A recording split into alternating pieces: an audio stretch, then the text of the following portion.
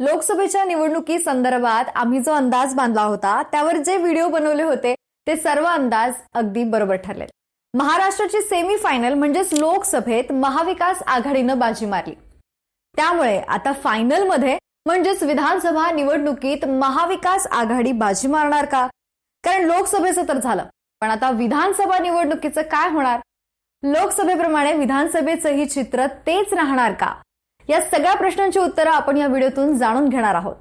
लोकसभेच्या निवडणुकीवेळी भाजपनं शिंदे आणि अजित पवारांना एकत्र घेऊन महाराष्ट्राचं मैदान जिंकण्याचा प्रयत्न केला, पण ते झालं उलटं।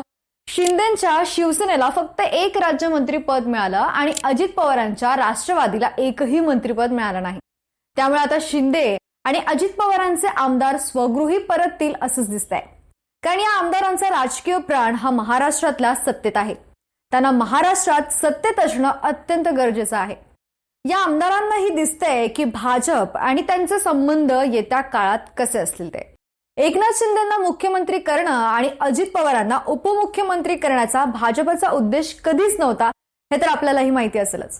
आणि त्यामुळेच महायुती संदर्भात लोकसभेत आणखीन एक चित्र बघायला मिळेल की भाजप स्वतंत्रपणे निवडणूक लढण्याचा विचार करू शकते। तसा निर्णय घेतला तर तो त्यांच्यासाठी शहाणपणाचं ठरेल। भाजपच्या आणि संघाच्या अनेक लोकांचं असं म्हणणं आहे की आपण लोकसभेची निवडणूक स्वतंत्रपणे लढायला हवी। एकनाथ शिंदे आणि अजित पवारांना सोबत घेण्याची गरज नाही, आपण स्वतंत्रपणे लढूया। जर छोटे पक्ष सोबत घेतले आणि आपण स्वतः 250 म्हणजेच 250 जागा लढवल्या तर बऱ्यापैकी जागा येतील। मग निवडणुकीनंतर ठरवता येईल की कोणाला सोबत घ्यायचंय। त्यामुळे महायुती जर भाजपच्या फायद्याची नसेल तर भाजप ती युती तोडायलाही तयार होतील। आता जर महाविकास आघाडीबद्दल बोलायचं झालं तर महायुतीप्रमाणे महाविकास आघाडीचंही होऊ शकतं, कारण लोकसभेच्या काही जागांवरून महाविकास आघाडीमध्ये कुरबुरी झाल्याचं पाहायला मिळालं होतं। पण आता या यशानंतरही काही वाद संपताना दिसत नाहीये। विधान परिषदेच्या 4 जागांवरून ठाकरेंची शिवसेना आणि काँग्रेसमध्ये जोरात वाद सुरू आहे। पण लोकसभेत महाविकास आघाडी जशी एकत्र राहिली तशी पुढे राहिली नाही।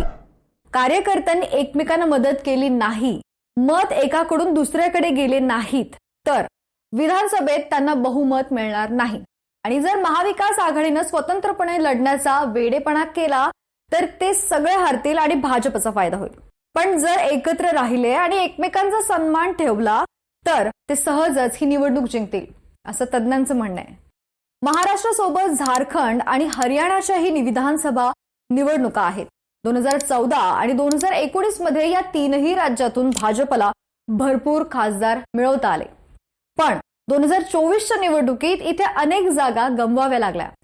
त्यामुळेच विधानसभेची ही निवडणूक फार महत्वाची समजली जाते, ज्याकडे सगळ्यांचंच लक्ष लागलंय। बाकी तुम्हाला या निवडणुकीबाबत काय वाटतंय आम्हाला कमेंट बॉक्समध्ये नक्की कळवा। व्हिडिओला लाईक करा, शेअर करा आणि जर तुम्ही या चॅनलवर नवीन असाल तर चॅनलला सबस्क्राईब करायला विसरू नका। धन्यवाद।